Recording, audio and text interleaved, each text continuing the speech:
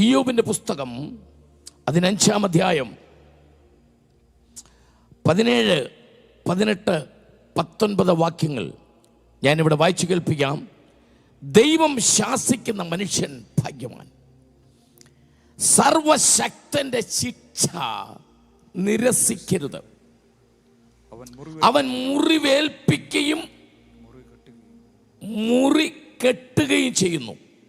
അവൻ ചതയ്ക്കുകയും തൃക്കൈ പൊറുപ്പിക്കുകയും ചെയ്യുന്നു. 19-ാമത്തെ വാക്യം. 6 കഷ്ടത്തിൽ നിന്ന് അവൻ നിന്നെ വിടുവിക്കും. 7-ാമത്തതിലും തിന്മ നിന്നെ തൊടുകയില്ല. ഒരു എക്സാജറേഷനും ഇല്ലാതെ, ഒരു ഇൻ്റർപ്രിട്ടേഷനും ഇല്ലാതെ, വ്യാഖ്യാനങ്ങളൊന്നുമില്ലാതെ ഈ വാക്യം വായിക്കുമ്പോൾ തന്നെ അതിനകത്തൊരു വലിയ ആശ്വാസമുണ്ട്, അതിനകത്തൊരു വിടുതലുണ്ട്, അതിനകത്തൊരു സൗഖ്യമുണ്ട്. അത് വായിച്ചപ്പോൾ തന്നെ അനുഭവിച്ചവർക്കായി ഞാൻ ദൈവത്തെ സ്തുതിക്കുന്നു. ഇത് വായിക്കുമ്പോൾ അതിനകത്തൊരു വലിയ സന്തോഷമുണ്ട്. ആ വാക്യത്തിനകത്ത് ദൈവവചനത്തിലെല്ലാം പ്രത്യേകത, യാതൊരു അഡ്ജക്റ്റീവ്സും ഒരു വിശേഷണങ്ങളും ഇല്ലാതെ തന്നെ കർത്താവിൻ്റെ വചനത്തിന് ശക്തിയുണ്ട്. സ്തോത്രം. എബ്രായ ലേഖനം 4:12 പറയുന്നത്, ദൈവത്തിൻ്റെ വചനം ജീവനും ചൈതന്യമുള്ളതും ഇരുവായ്ത്തല മൂർച്ചയുള്ള ഏത് വാളിനേക്കാളും മൂർച്ചയേറിയതും ആത്മാവിനെയും പ്രാണനെയും സന്ധിമജ്ജകളെയും വേർവിടുവിക്കും വരെ തുളച്ചു ചെല്ലുന്നതും അത് മനുഷ്യൻ്റെ ചിന്തനകളെയും പാവങ്ങളെയും വിവേചിക്കുന്നതും എന്ന് പറഞ്ഞാൽ അർത്ഥം എന്താ? എക്സ്റേക്ക് കടന്നു ചെല്ലാൻ കഴിയാത്ത, CT സ്കാന് കടന്നു ചെല്ലാൻ കഴിയാത്ത, MRI സ്കാന് കടന്നു ചെല്ലാൻ കഴിയാത്ത മനുഷ്യൻ്റെ ചിന്തകൾക്കകത്ത്, അവൻ്റെ ആത്മാവില്, അവൻ്റെ വിഷയങ്ങളുടെ അകത്തേക്ക് ദൈവത്തിൻ്റെ വചനം കടന്നു ചെന്നിട്ട് അത് പ്രവർത്തിച്ച് അത്ഭുതകരമായ വിടുതലയക്കുമെന്ന് സത്യത്തിൻ്റെ വചനത്തിനകത്തുണ്ട്. അത് വ്യാഖ്യാനിക്കേണ്ട, അത് കേട്ടുകൊണ്ടിരിക്കുമ്പോൾ തന്നെ ദൈവം നിന്നെ സ്നേഹിക്കുന്നു എന്ന പറയുന്ന വാക്യത്തിനകത്ത് ഒരു വ്യാഖ്യാനം വേണ്ട. യേശു സൗഖ്യദായകൻ, യേശു വിടുവിക്കുന്ന ദൈവം, അവൻ വചനമയച്ച് സൗഖ്യമാക്കുന്ന ദൈവം. വിശ്വസിക്കുന്നവരാൽ ഇടയാളങ്ങൾ നടക്കും, അവൻ അടിപ്പിണരുകളാൽ സൗഖ്യം. ഈ വാക്യങ്ങൾ വായിക്കുമ്പോൾ ഒരു പ്രസംഗം വേണ്ട, ആ വാക്യത്തിൽ തന്നെ ഒരു വിടുതൽ വ്യാപരിക്കുന്നുണ്ട്. യെസ്, ആമേൻ. എത്ര പേർക്ക് സന്തോഷമുണ്ട്.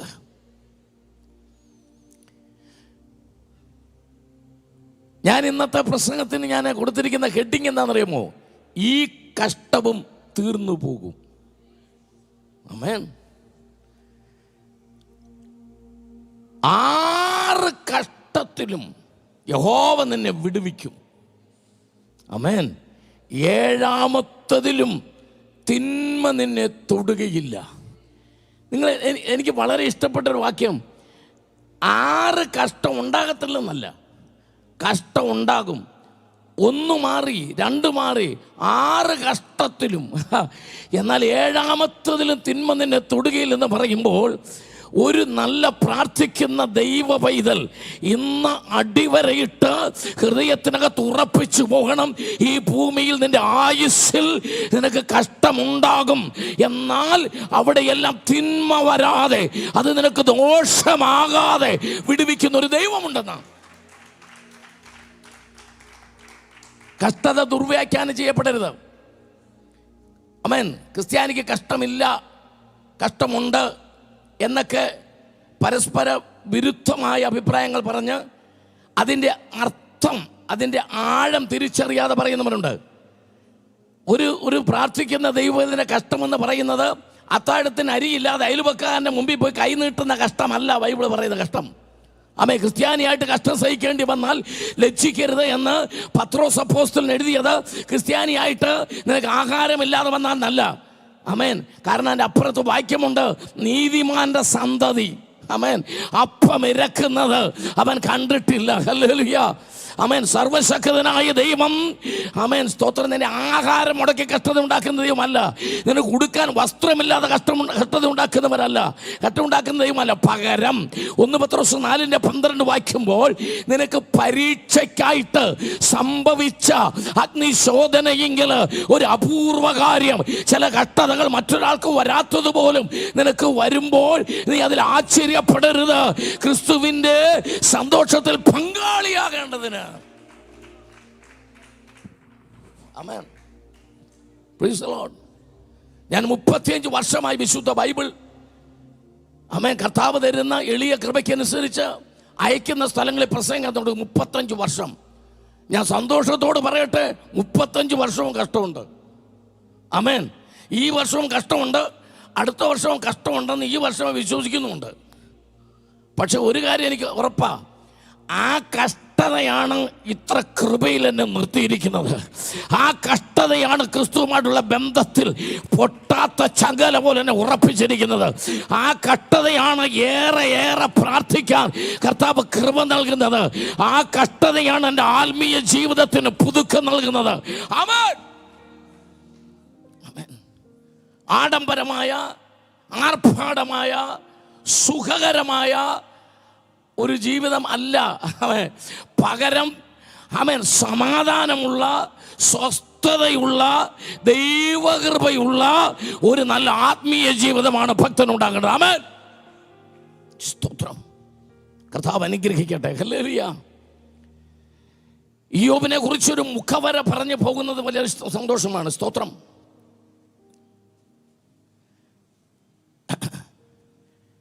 ഇയ്യോബ് ദൈവത്താൽ സാക്ഷി ലഭിച്ചവനാ.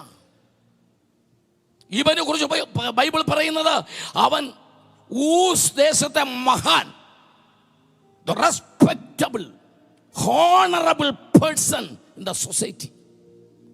ദേശത്തെ മഹാൻ. 2 ഭക്തൻ. ആമേൻ. സാധാരണ ഭക്തനല്ല. പിശാച് പറയുന്നുണ്ട്, വെറുതെയോ ഇയ്യോബ് ഭക്തനായിരിക്കുന്നത്. ആമേൻ. ദാറ്റ് മീൻസ് പിശാചും സമ്മതിക്കുന്നു ഇയ്യോബ് ഭക്തൻ. തൻ്റെ ഭാര്യ പറയുന്നു നിന്റെ ഭക്തി കളഞ്ഞിട്ട്. ദാറ്റ് മീൻസ് ഭാര്യ സമ്മതിക്കുന്നു ഭർത്താവ് ഭക്തൻ. ദൈവം പറയുന്നു ഇയ്യോബ് ഭക്തൻ. തൻ്റെ സുഹൃത്തുക്കൾ പറയുന്നു ഇയ്യോബ് ഭക്തൻ. ആമേൻ. ആമേൻ. നമ്മുടെ ഇടയിൽ ഭക്തന്മാരുണ്ട്, ഇന്ത്യയിലുണ്ട് ഭക്തന്മാർ. ആമേൻ. പക്ഷേ വീട്ടിൽ ഭക്തനായിരിക്കും, നാട്ടിൽ ഭക്തനായിരിക്കുകയല്ല. ആമേൻ. എല്ലായിടത്തും ഒരുപോലെ സാക്ഷി ലഭിച്ച ഭക്തൻ. അടുത്തത് പറയുന്നു നേരുള്ളവൻ, നിഷ്കളങ്കൻ, ദോഷം വിട്ടകലുന്നവൻ. ഇതൊന്നും ഈ അഞ്ച് കാര്യങ്ങൾ വളരെ ശ്രദ്ധിച്ചു കേൾക്കുക. 1 ഊസ് ദേശത്തെ മഹാൻ, 2 ഭക്തൻ, നേരുള്ളവൻ, നിഷ്കളങ്കൻ, ദോഷം വിട്ടകലുന്നവൻ. ഈ 5 കാര്യങ്ങൾ തനിക്ക് ലോട്ടറി അടിച്ചതൊന്നുമല്ല, ഗിഫ്റ്റായിട്ട് കിട്ടിയതുമല്ല, തൻ്റെ ആയുസ്സിൽ ജീവിച്ച് കഷ്ടപ്പെട്ട് നേടിയ. ആമേൻ. ഭക്തനായിരിക്കുക എന്ന് പറയുന്നത് വ്യക്തിപരമായ ജീവിതത്തിൽ ജീവിച്ച് തെളിയിക്കേണ്ട കാര്യമാണ്. ആമേൻ. നേരുള്ളവൻ എന്ന് ആരും സർട്ടിഫിക്കറ്റ് എഴുതി കൊടുക്കുകയല്ല, നേരായിട്ട് ജീവിക്കുമ്പോൾ കിട്ടുന്ന സാക്ഷ്യമാണ്. എന്നാൽ തനിക്ക് ഗിഫ്റ്റായിട്ട് കിട്ടിയ ഒരെണ്ണമുണ്ട്, അത് പറയാം. ഈ ആദ്യത്തെ 5 എണ്ണം, ഊസ്ദേശത്തെ മഹാൻ, ഭക്തൻ, നേരുള്ളവൻ, നിഷ്കളങ്കൻ, ദോഷം വിട്ടകലുന്നവൻ, ഈ 5 എണ്ണം താൻ ജീവിച്ച് നല്ല ഭംഗിയായിട്ട് തെളിയിച്ചപ്പോൾ തമ്പുരാൻ ഒരെണ്ണം, എന്നാൽ ഈ 5 എണ്ണം സ്വന്തമായിട്ട് നേടിയുകൊണ്ട് ഒരെണ്ണം ഗിഫ്റ്റായിട്ട് ഇരിക്കട്ടെ എന്ന് പറഞ്ഞു കൊടുത്തു. അതാണ് സമ്പന്നൻ. ആമേൻ. ഇന്ന് ഞാനൊരു ദൂത് പറയാം നിന്നോട്. നീ ആദ്യത്തെ 5 എണ്ണം കറക്റ്റ് ആണെങ്കിൽ പിന്നെ നീ സമ്പന്നതയുടെ പുറകിന് പോകണ്ട. അത് തമ്പുരാന്റെ ഗിഫ്റ്റാണ്. സ്തോത്രം. എന്നെ കേട്ടുകൊണ്ടിരിക്കുന്ന ലോകം മുഴുവൻ, എന്നെ കേട്ടുകൊണ്ടിരിക്കുന്നോട് പറയട്ടെ, പ്രോസ്പെരിറ്റിയുടെ പുറകിന് നീ പോകണ്ട, വെൽത്തിന്റെ പുറകിന് നീ പോകണ്ട, സമ്പാദ്യത്തിന്റെ പുറകിന് പോകണ്ട. നേരിന്റെ പുറകിന് പോ, നിഷ്കളങ്കതയുടെ പുറകിന് പോ, ഭക്തിയുടെ പുറകിന് പോ. കൃപയുടെ പുറകിന് പോയാൽ സമ്പത്ത് നിന്റെ പുറകിന് വരും. ആമേൻ. സ്തോത്രം. ഹല്ലേലൂയ. ഇന്നത്തെ ഏറ്റവും വലിയ പ്രശ്നം ആദ്യത്തെ 5 എണ്ണം ഉള്ളവർക്ക്, ആമേൻ, ഈ 6ാമത്തതില്ല. ആമേൻ. 6ാമത്തത് മാത്രമുള്ളവരുണ്ട്, അവർക്ക് ആദ്യത്തെ 5 എണ്ണവും ഇല്ല. 6ഉം കൂടെ ഉള്ളവരെ കാണാനുമില്ല. ഇന്നത്തെ ഒരു വലിയ പ്രശ്നമാണ് ഞാൻ പറഞ്ഞത്. ആമേൻ.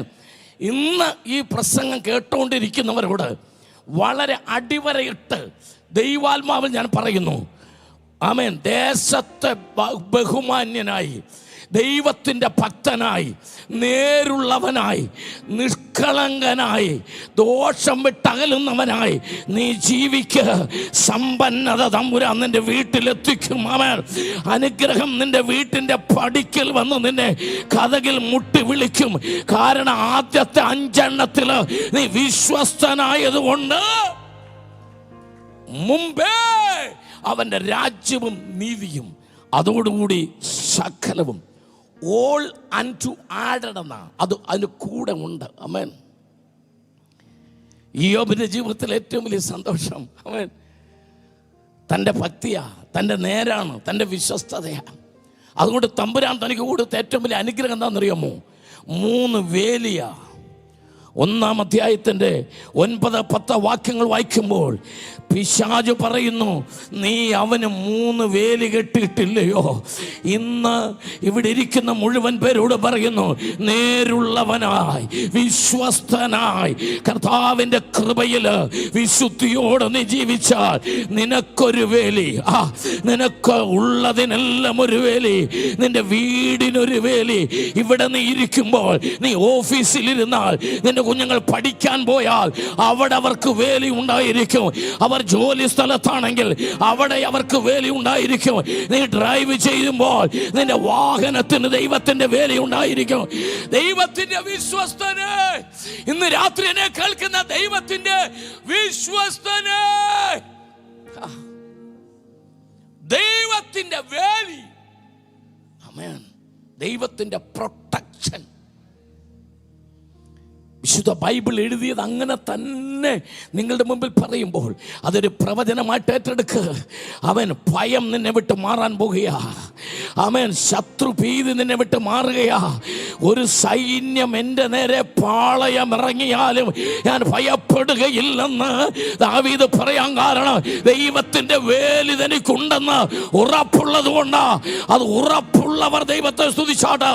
ദൈവത്തിൻ്റെ വേലി ഉണ്ട്. സ്തോത്രം. ഹല്ലേലൂയ. ഒരു ഭയങ്കരമായ ഒരു ചോദ്യം പിശാച് ഒരു വെല്ലുവിളി പോലെ അവിടെ ചോദിക്കുക. ആമേൻ. വെറുതെയോ ഇയ്യോബ് ഭക്തനായിരിക്കുന്നത്? വേലിയുള്ളത് കൊണ്ടല്ലേ? അവന് ധാരാളം സമ്പത്തുള്ളത് കൊണ്ടല്ലേ? 7000 ആടും 3000 ഒട്ടകവും 500 കാളയും 500 പെൺകഴുതയും ആവശ്യം പോലെ വേലക്കാരും 10 മക്കളും അതിൽ 3 പെൺകുഞ്ഞുങ്ങൾ 7 ആൺകുഞ്ഞുങ്ങൾ, ദേശത്ത് മാന്യത, ഇതൊക്കെ ഉള്ളത് കൊണ്ടല്ലേ അവൻ ഭക്തനായിരിക്കുന്നത്? ഇന്ന് രാത്രി എന്നെ കേട്ടുകൊണ്ടിരിക്കുന്നവർ ചോദിക്കുന്നു, നിനക്ക് ജോലി ഉള്ളത് കൊണ്ട്, നീ സുരക്ഷിതനായിരിക്കുന്നത് കൊണ്ട്, നിന്റെ മക്കൾ അനുഗ്രഹിക്കപ്പെട്ടത് കൊണ്ട്, നിനക്ക് എല്ലാ സൗകര്യങ്ങളും ഉള്ളത് കൊണ്ട്, നിനക്ക് സ്വന്തമായി വീടുള്ളത് കൊണ്ട്, ഇതെല്ലാം ഉള്ളത് കൊണ്ടാണോ നീ ഹല്ലേലൂയ പറയുന്നത്?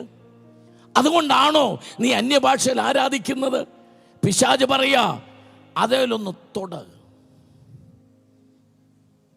ലോകം മുഴുവൻ എന്നെ ശ്രദ്ധിക്കുന്ന പ്രാർത്ഥിക്കുന്ന ദൈവമക്കളോട് ഇന്ന് രാത്രി ദൈവാത്മാവിൽ ചോദിക്കുന്നു, നിന്റെ സുഖ സൗകര്യങ്ങളെ, നിന്റെ നന്മയെ ഒന്ന് തൊട്ടാൽ, നിന്റെ സാഹചര്യങ്ങളുടെ സന്തോഷമില്ലാതായാൽ നീ ദൈവഭക്തി ഉപേക്ഷിക്കുമോ?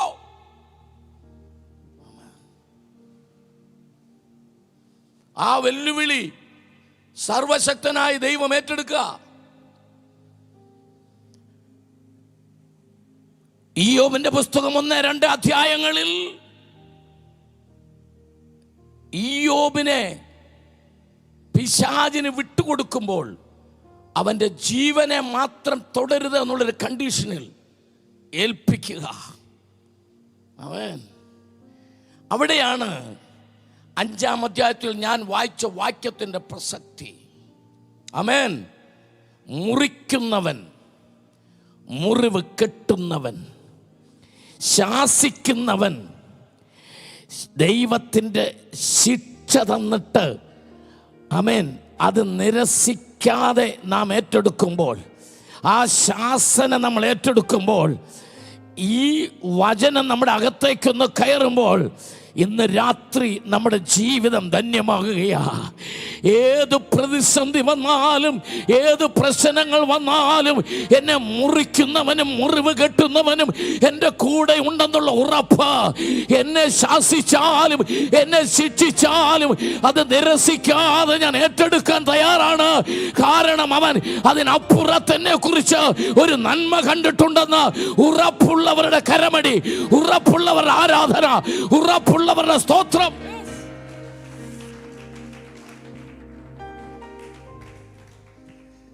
ഹല്ലേലൂയ, സ്തോത്രം. തേമാന്യനായ എലിഫസ്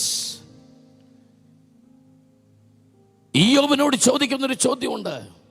പലരെയും ഉപദേശിച്ചവൻ, വീഴുന്നവരെ വാക്കുകൊണ്ട് താങ്ങിയവൻ, കുഴഞ്ഞ മുഴങ്കാലുകൾ ഉറപ്പിച്ചവൻ, ഇപ്പോൾ നിനക്കിത് ഭവിച്ചിട്ട് നീ കരയാണോ, നീ വിഷമിക്കുകയാണോ എന്നൊരു ചോദ്യവും കൂടെ അവിടെ ചോദിക്കുന്നുണ്ട്. ആമേൻ. ഇന്ന് രാത്രി ഞാൻ നിങ്ങളോടൊരു ദൂത് പറയാം. ആമേൻ. നമ്മുടെ ജീവിതത്തിൽ മറ്റൊരാളെ നമുക്ക് ആശ്വസിപ്പിക്കണമെങ്കിൽ, മറ്റൊരാളെ നമുക്ക് ബലപ്പെടുത്തണമെങ്കിൽ, കഷ്ടതയിൽ ഒരാൾക്ക് നമ്മൾ കൈത്താങ്ങലായി തീരണമെങ്കിൽ, ആമേൻ, അതിനകത്തൂടെ നമ്മൾ ഒരു പ്രാവശ്യമെങ്കിലും കടന്നുപോയ ഒരനുഭവം നമുക്കുണ്ടാകണം. ആമേൻ. ചിലപ്പോഴൊക്കെ ദൈവം നീ പ്രതീക്ഷിക്കാത്ത, നീ ആഗ്രഹിക്കാത്ത, നീ ഇഷ്ടപ്പെടാത്ത ചില കഷ്ടതയിലൂടെ, ചില അപവാദങ്ങളിലൂടെ, ചില വേദനയിലൂടെ എൻ്റെ ദൈവം കടത്തിവിടുന്നത് അതിനപ്പുറത്ത് നീ പലർക്കും ആശ്വാസമായി തീരേണ്ടതിനായി, നീ അതിനപ്പുറത്ത് പലർക്കും ഒരു അനുഗ്രഹമായി മാറണം, അതിനപ്പുറത്ത് നീ നിമിത്തം പലരും അനുഗ്രഹത്തിലേക്ക് നയിക്കപ്പെടണം. സ്തോത്രം.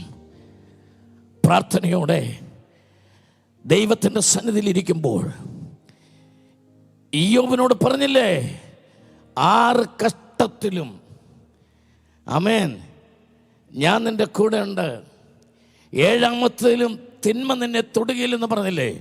നമുക്ക് പെട്ടെന്ന് 6 എണ്ണം ഒന്ന് തൊട്ട് ഒന്ന് ഗ്രഹിച്ച് മുൻപോട്ട് പോയാലോ? ആമേൻ. ഞാൻ ഇന്ന് ഒരു കാര്യം നിങ്ങളോട് പറയാം.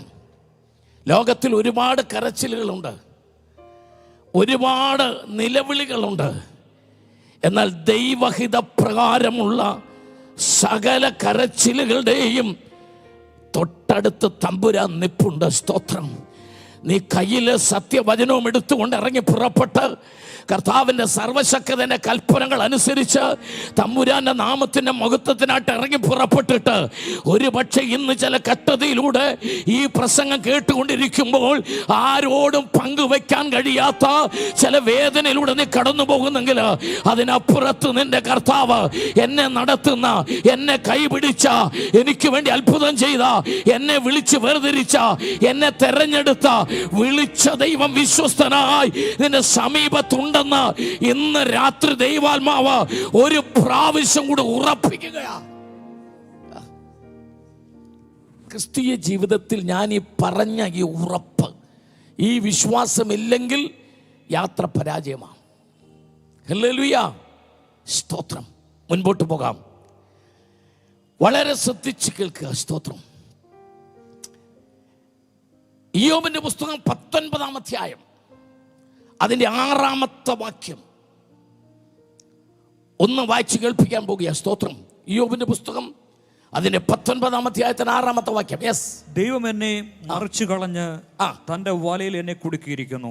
ദൈവം എന്റെ വഴി, ദൈവം എന്നെ മറിച്ചു കളഞ്ഞ് തന്റെ വലയിൽ എന്നെ കുടുക്കിയിരിക്കുന്നു എന്നറിവീൻ. ആമേൻ. എത്ര പേർക്ക് സന്തോഷമുണ്ടെന്നൊക്കെ ഒന്ന് ദൈവത്തെ സ്തുതിച്ചാട്ടെ. ഞാൻ ഒരു കാര്യം നിങ്ങളോട് പറയാം. ദൈവത്തിന്റെ വലയ്ക്കകത്ത് കുടുക്കിയവർ രക്ഷപ്പെട്ടെന്നാണ് ഞാൻ പറയുന്നത്. സ്തോത്രം. ആമേൻ. അത് ഇനി 2-3 വാക്യങ്ങൾ വായിച്ചാലേ മനസ്സിലാകത്തുള്ളൂ. ദൈവം എന്നെ മറിച്ച് കളഞ്ഞു, എന്നിട്ട് എവിടെ കുടുക്കി? പറ. തൻ്റെ വലയിൽ എന്നെ കുടുക്കി. എനിക്കത് ആ വാക്യം എന്നെ ഒരുപാട് സന്തോഷിപ്പിച്ചു. സ്തോത്രം. 66-ാം സങ്കീർത്തനം വായിക്കുമ്പോൾ അവൻ തീയിലും വെള്ളത്തിലും കൂടെ എന്നെ കടത്തി വിട്ടു. അമേൻ. ഒരു വലയ്ക്കകത്തന്നെ അകപ്പെടുത്തി. അമേൻ. അടുത്തത് അവൻ എൻ്റെ മുതുകത്ത് വലിയൊരു ഭാരം വെച്ചു. അടുത്ത വാക്യം വായിക്കുന്നത് അനേകരെ എൻ്റെ തലമേൽ കൂടെ കയറി ഓടുമാറാക്കി. അതിൻ്റെ അടുത്ത വാക്യം പിന്നത്തേതിൽ അവൻ എന്നെ സമൃദ്ധിയിലേക്ക് കൊണ്ടുവന്നു. ആമേൻ. ദൈവത്തിൻ്റെ വലയ്ക്കകത്ത് കുടുങ്ങിയെങ്കിൽ തമ്പുരാന്റെ പദ്ധതി പ്രകാരമാണ്. സ്തോത്രം. ആമേൻ. എന്നാൽ ഇനി ഞാൻ പറയുന്ന 3 വലകൾ സൂക്ഷിച്ചോണം. ആമേൻ. ഈ ഭൂമിയിൽ തമ്പുരാന്റെ വലയ്ക്കകത്ത് ഇയ്യോബ് അകപ്പെട്ടത് കൊണ്ട് ഇന്ന് രാത്രി ഞാൻ ഇയ്യോബിനെ പ്രസംഗിക്കുന്നത്. വേറെ ഏതെങ്കിലും വലയില പുള്ളി അകപ്പെട്ടെങ്കിൽ ഇയ്യോബ് എന്ന് പറയുന്ന ഒരു പ്രസംഗം ക്രൈസ്തവ സ്റ്റേജ് കാണത്തില്ലായിരുന്നു. സ്തോത്രം. ഒന്ന് വായിച്ചേ. ആമേൻ. യെശയ്യാപ്രവചനം 51-ാം അധ്യായത്തിന് 20-ാമത്തെ വാക്യം. ആമേൻ. യെശയ്യാപ്രവചനം 51-ാം അധ്യായത്തിന് 20-ാമത്തെ വാക്യം. യെസ്.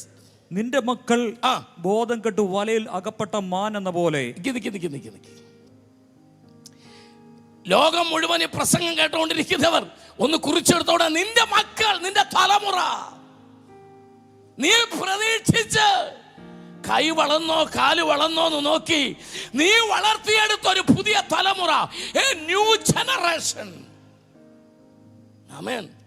ബോധം കെട്ട് ഏതിലകപ്പെട്ടെന്ന വലയിൽ അകപ്പെട്ട. അത് എയർടെൽ ആണോ ഐഡിയയുടെ ആണോ എന്നൊന്നും നമുക്കറിയത്തില്ല.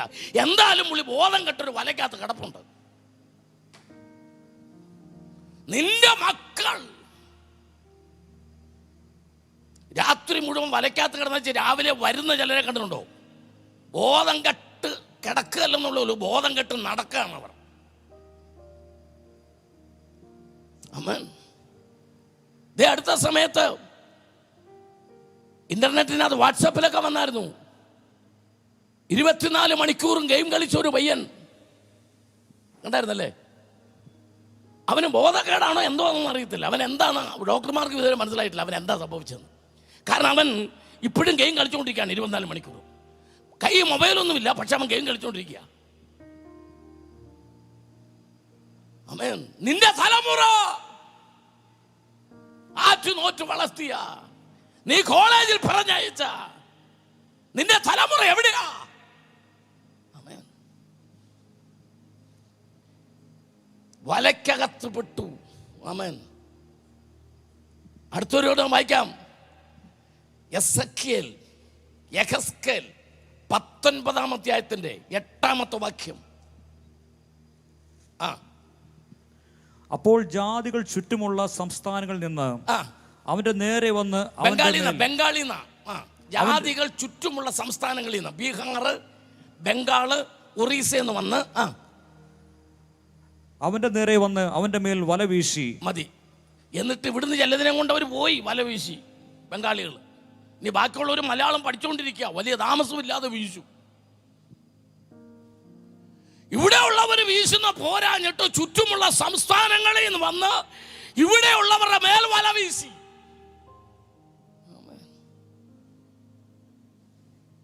ലഹരി മാഫിയ, കള്ളക്കടത്തുകൾ, സ്വർണ്ണക്കടത്തുകൾ, കൊലപാതകങ്ങൾ, ഇതൊക്കെ നമ്മുടെ ഇടയിൽ വർദ്ധിച്ചുകൊണ്ടിരിക്കുക. അയൽ സംസ്ഥാനങ്ങളിൽ നിന്ന് ആധാർ കാർഡും അഡ്രസ്സും ഇല്ലാത്ത ലക്ഷങ്ങൾ ആമേൻ കേരളത്തിന്റെ ഗ്രാമങ്ങളിൽ ചേക്കേറിയിട്ടുണ്ട്. ഞാനിന്ന് ഇവിടെ ഈ വായിക്കുന്ന ഈ വേദപുസ്തകത്തിലെ വാക്യങ്ങൾ കഴിഞ്ഞ ആഴ്ചയും ഇന്നലെയും മിനിഞ്ഞാന്നൊന്നും എഴുതി വെച്ചതല്ലല്ലോ. ഇന്നേക്ക് 2500-ൽ പരം വർഷങ്ങൾക്ക് മുമ്പ് എഴുതി വെച്ചതാ. അന്ന് മൊബൈലില്ല, അന്ന് ഫോണില്ല, ഈ സംവിധാനമൊന്നുമില്ല. പക്ഷെ ഫോൺ വരും, വല വരും, നെറ്റ് വരും, മനുഷ്യരതിൽ വീഴും. സംശയമുണ്ടോ നിങ്ങൾക്ക്? വായിക്കാം. സഭാപ്രസംഗിയുടെ പുസ്തകം 9-ാം അധ്യായം 12-ാം വാക്യം. ഈ വാക്യത്തിന്റെ അർത്ഥം എന്താ നിങ്ങൾ പറ. നിങ്ങൾ പറഞ്ഞതാ എനിക്ക്. ഒരുപക്ഷെ ഞാൻ വ്യാഖ്യാനിക്കുകയാണെന്ന് ആർക്കെങ്കിലും തോന്നിയാൽ ഇതിന്റെ അർത്ഥം എന്താന്ന് പറഞ്ഞതാ എനിക്ക്. വായിക്ക്. മനുഷ്യൻ തന്റെ കാലം അറിയുന്നില്ലല്ലോ. മനുഷ്യൻ തന്റെ കാലം അറിയുന്നില്ല, കോലവും അറിയുന്നില്ല. വല്ലാത്ത വലയിൽ പിടിപ്പെടുന്ന മത്സ്യങ്ങളെ പോലെയും. എങ്ങനെ വല്ലാത്ത വലയിൽ. നിങ്ങൾ അതിന്റെ ഇംഗ്ലീഷ് എടുത്ത് നോക്കോ. Kings James version evil net എന്ന. ഈവിൾ നെറ്റ്, ദുഷ്ടവല. ആമേൻ. പൈശാചിക വല. ആമേൻ. വല്ലാത്ത വലയിൽ ഈ തലമുറ വീണിരിക്കുന്നു. ആമേൻ. ഇയ്യോബിന്റെ പുസ്തകത്തിൽ നമ്മൾ വായിച്ചത് ദൈവം ഇയ്യോബിനെ വലയ്ക്കകത്തകപ്പെടുത്തി. ഞാനൊരു സന്തോഷ വാർത്ത നിങ്ങളോട് പറയാം. ചിലപ്പോഴൊക്കെ ദൈവത്തിൻ്റെ വലയ്ക്കകത്ത് നമ്മളെ അകപ്പെടുത്തുന്നത് കൈയടിച്ച് സന്തോഷിക്കാനുള്ളതാ പറയാൻ പോകുന്നത്. വല്ലവൻ്റെ വല വീഴാതിരിക്കാനാ. ആമേൻ. ഒരു ഇടയന് 100 ആടുണ്ടായിരുന്നു. അതിലൊരാട് കാണാതെ പോയി. ആമേ, കറക്റ്റ്. ആ ആടിനെ അന്വേഷിച്ച് ഇടയന് പോയി. കാട്ടിൽ കൂടെ നടക്കുകയാണ് ഇടയൻ. നിങ്ങളെ രംഗം ഓർക്ക്. ഒരാടിനെ അന്വേഷിച്ച് ഇടയൻ വിളിച്ചു, എൻ്റെ ആട്. ഞാൻ ചോദിക്കുന്നു, ഇടയൻ എന്തിനാ വിളിച്ചേ? ഉത്തരം, എൻ്റെ ആടുകൾ എൻ്റെ ശബ്ദം തിരിച്ചറിയുന്നു. എൻ്റെ ആടുകൾ എൻ്റെ ശബ്ദം തിരിച്ചറിയുന്നു. അതുകൊണ്ടാണ് ഇടയൻ വിളിച്ചത്. എൻ്റെ ആട് എന്ന് വിളിച്ചു. പക്ഷേ അത് ആര് കേട്ടു? നിങ്ങൾ പറയും ആട് കേട്ടെന്ന്. ഞാൻ പറയുന്നത് ആട് കേട്ടു, പക്ഷെ ആ കൂടെ ചെന്നായും കൂടെ കേട്ടു. ശബ്ദം കേൾക്കാനായിട്ട് ആട് കേട്ടു, ശരിയാണ്. ആ കൂടെ അത് ചെന്നാ കേട്ടു. ആ കൂട്ടത്തിൽ കുറുക്കനത് കേട്ടു, സിംഹം അത് കേട്ടു, കാട്ടിലെ കാട്ടുമൃഗങ്ങൾ അത് കേട്ടു. അവർക്കൊരു കാര്യം മനസ്സിലായി, ഈ കാട്ടിൽ എവിടെയോ ഒരാട് പെട്ടിട്ടുണ്ട്. ഞാൻ പറയുന്നത് ശരിയാണല്ലോ. ഒരാട് ഇവിടെ എവിടെയോ കുടുങ്ങിയിട്ടുണ്ടെന്ന് മനസ്സിലായി. മൃഗങ്ങൾ അന്വേഷിക്കാൻ തുടങ്ങി. ഞാൻ ചോദിക്കുന്നു, കാട് നിശ്ചയമുള്ളത് ഇടയനേക്കാൾ നല്ല നിശ്ചയമല്ലേ മൃഗങ്ങൾക്ക്? കാട്ടിലല്ലേ ജീവിക്കുന്നേ. അവര് കണ്ടത്, ചെന്നാ കണ്ടു, പറഞ്ഞു ദേ കിടക്കുന്നു. ആമേൻ. പക്ഷേ ഇടയനൊരു കാര്യം ചെയ്തായിരുന്നു. എല്ലാവരും ശ്രദ്ധിക്ക്. പുസ്തകത്തിൽ ക്ലിയർ ആയിട്ട് എഴുതിയിട്ടില്ല എവിടെയാണ് ഈ ആട് കിടന്നതെന്ന് ബൈബിളിലില്ല. പക്ഷെ നമ്മുടെയൊക്കെ പിതാക്കന്മാർ, പ്രായമുള്ള ബൈബിൾ പണ്ഡിതന്മാരൊക്കെ പ്രസംഗിച്ച് കേട്ടിട്ടുണ്ട്, ഈ ആട് കുറ്റിക്കാട്ടിൽ മുള്ളിനിടയിൽ കുരുങ്ങിക്കിടന്നു. ആമേൻ. ഞാൻ ഒരു കാര്യം നിങ്ങളോട് പറയാം, കുരുങ്ങിയതല്ല, ഇടയൻ വരുന്നത് വരെ കുരുക്കിയതാ. എത്ര പേർക്ക് ഞാൻ പറയുന്നൊരു അർത്ഥം മനസ്സിലാകുന്നുണ്ട്? ഇന്ന് രാത്രി ഇവിടെ ഇരിക്കുന്നവരോട് പറയാം, ഈ കഷ്ടവും വേഗം തീർന്നു പോകും എന്ന ഹെഡിങ്ങിൽ ഞാൻ ഇന്ന് രാത്രി പ്രസംഗിക്കുമ്പോൾ ദൈവം അറിഞ്ഞുകൊണ്ട് ദൈവത്തിന് ഇഷ്ടമുള്ളവരെ ചില ആമേൻ വലയ്ക്കകത്ത് കുടുക്കി ചില കഷ്ടതയിലൂടെ ഇയ്യോബിനെ കടത്തി വിട്ടതുപോലെ ചിലപ്പോഴൊക്കെ കടത്തി വിടുമ്പോൾ അത് നിന്റെ നാശത്തിനല്ല, നിനക്ക് നാശം ഭവിക്കാതിരിപ്പാൻ, കാട്ടിലെ മൃഗങ്ങൾക്ക് നീ ഇരയാകാതിരിപ്പാൻ എൻ്റെ ദൈവം ആടിനെ കുരുക്കി ഇടയന്റെ കയ്യിൽ കിട്ടുന്നത് വരെ. എത്ര പേർക്ക് സന്തോഷമുണ്ട്? നന്ദിയോടെ ദൈവത്തെ സ്തുതിച്ചാട്ടെ. മനസ്സ് നിറഞ്ഞ ദൈവത്തെ ഒന്ന് സ്തുതിച്ചാട്ടെ. ആമേൻ, ഹല്ലേലൂയ. ചിലപ്പോഴൊക്കെ നമ്മുടെ ജീവിതത്തിൽ അവിചാരിതമായി നമുക്ക് വേണ്ടെന്ന് തോന്നിയാലും എൻ്റെ തമ്പുരാൻ നമുക്ക് വേണ്ടി അയക്കുന്ന ചില കഷ്ടങ്ങളിലൂടെ കടന്നു പോകുന്നത് അത് മറ്റൊന്നിലും നമ്മൾ അകപ്പെട്ട് നമ്മൾ തകർന്നു പോകാതിരിക്കുവാൻ ദൈവം ഒരുക്കുന്ന വഴിയാണെന്ന് തിരിച്ചറിഞ്ഞ് ഇന്ന് രാത്രി ദൈവത്തെ സ്തുതിക്കുന്ന എത്ര പേരുണ്ട്? സന്തോഷത്തോടെ ദൈവത്തെ സ്തുതിച്ചാട്ട്. മനസ്സ് നിറഞ്ഞ് ആമേൻ. മുൻപോട്ട് പോകാം. സമയത്തിൻ്റെ പരിമിതിയുണ്ട്. ആമേൻ. അതുകൊണ്ട് അല്പം വേഗത്തിലേക്ക് മുമ്പോട്ട് പോകണം. സ്തോത്രം. സന്തോഷത്തോടെ കർത്താവിനെ സ്തുതിച്ചാട്ടെ. ഇയ്യോബ് രണ്ടാമത് കടന്നുപോയ ഒരു കാര്യം, ആമേൻ, അതിൻ്റെ 7ാമത്തെ വാക്യമാണ്. അതിങ്ങനെയാണ്, വായിക്കാം. എനിക്ക്, ആമേൻ, 19-ാം അധ്യായം, ഇയ്യോബിന്റെ പുസ്തകം 19-ാം അധ്യായം, അതിൽ 7ാമത്തെ വാക്യം. ആമേൻ. എനിക്ക് ന്യായം കിട്ടുന്നില്ല. വായിക്കാം. അയ്യോ ബലാത്കാരം എന്ന് ഞാൻ നിലവിളിക്കുന്നു. കേൾപ്പോരില്ല. ആ രക്ഷയ്ക്കായി ഞാൻ മുറയിടുന്നു, ആ ന്യായം കിട്ടുന്നതുമില്ല. ന്യായം കിട്ടുന്നതുമില്ല. ഹല്ലേലൂയ. ഞാനിത് പ്രസംഗിക്കുമ്പോൾ ഇത് കേട്ടുകൊണ്ടിരിക്കുന്ന ചിലർക്കെങ്കിലും ജീവിതത്തിൽ തോന്നിയിട്ടില്ലേ, എനിക്ക് ന്യായം ആരോ മറിച്ചു കളഞ്ഞു, എൻ്റെ നീതി ആരോ മറിച്ചു കളഞ്ഞു, എനിക്ക് ഇങ്ങനല്ല ലഭിക്കേണ്ടത്, എനിക്ക് ന്യായം ഇങ്ങനല്ല ലഭിക്കേണ്ടതെന്ന്. എന്നാൽ ഇന്ന് രാത്രി ദൈവാത്മാ പറയാ, യേശു ക്രിസ്തുവാണ് നമ്മുടെ മാതൃക.